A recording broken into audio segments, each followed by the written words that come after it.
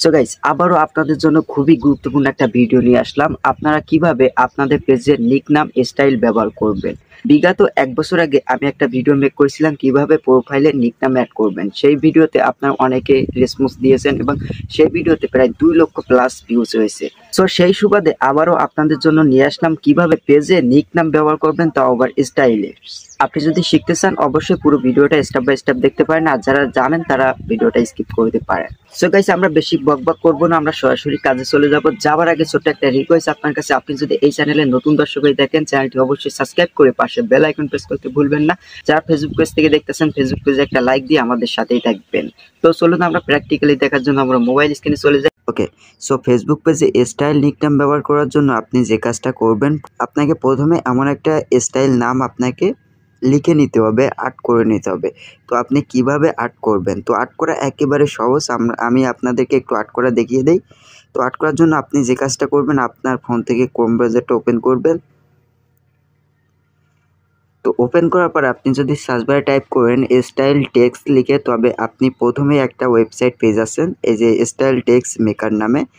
তো আপনারা এইখানে ক্লিক করবেন। এইখানে ক্লিক করার পর এইখানে আপনি আপনার নামটা সিলেক্ট করবেন। আপনি যে নামটা দিয়ে নিকনেম ব্যবহার করতে যাচ্ছেন সেই নামটা আপনি এখানে সিলেক্ট করবেন। তো ধরুন আমি এইখানে সিলেক্ট করব আমার নামটা নাসির। ওকে, তো সিলেক্ট করার পর কী করব, এখান থেকে সার্চ করব, গোতে ক্লিক করলাম। তারপর নিচের দিকে আপনি দেখতে পারবেন অসংখ্য স্টাইল নাম চলে আসছে। আমার নামের অনুযায়ী কিন্তু স্টাইল দিয়ে দিয়েছে। তো এখান থেকে আপনার যে স্টাইলটা পছন্দ হবে সেই স্টাইলটা আপনি চুজ করতে পারেন। ওকে, তো আমি ইতিমধ্যে এই স্টাইলটা চুজ করছি। তো এই স্টাইলটার পরে একবার চাপ দিয়ে ধরে আমি এখান থেকে কপি করে নেব। কপি। ওকে, তো কপি করার পর আপনি যে কাজটা করবেন, আপনার ফেসবুক পেজে চলে যাবেন প্রথমে। তো ফেসবুক পেজে আসার পরে আপনি যে কাজটা করবেন, এই যে 3 ডট অপশন দেখতে পাচ্ছেন পেজের, তো এইখানে আপনি ক্লিক করবেন।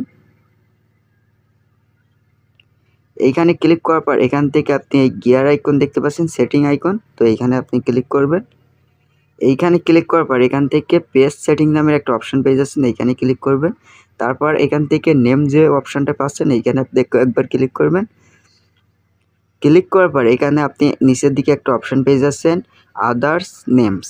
এই যে অপশনটা দেখতে পাচ্ছেন এইখানে আপনি ক্লিক করবেন। ক্লিক করার পর এখানে দেখতে পাচ্ছেন নেম টাইপিং, মানে নিক নেম আমরা সিলেক্ট করতে পারবো। তারপর এখান থেকে আমার নেমটা এখানে যে নেমটা পেস্ট করে আনলাম সেটা এখানে পেস্ট করে দেব।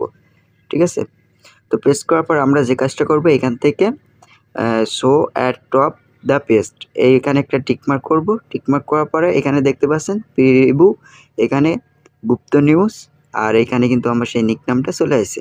ওকে, তারপর এখান থেকে আপনি সেভ বাটনে ক্লিক করে দিবেন। ওকে, আমি আপনাদেরকে একটু দেখাই কেমন চলে আসবে। এখান থেকে ব্যাক চলে যাব, তারপর আমার প্রোফাইলে চলে আসবো। তো প্রোফাইলে চলে আসার পর আপনারা দেখতে পাচ্ছেন ঠিক সেমভাবেই কিন্তু আমার নিকনেমটা অ্যাড করে ফেললাম। ওকে, তো দেখতে পাচ্ছেন খুব সহজেই কিন্তু আমরা আমাদের স্টাইল নিকনেমটা আমরা সিলেক্ট করে ফেললাম।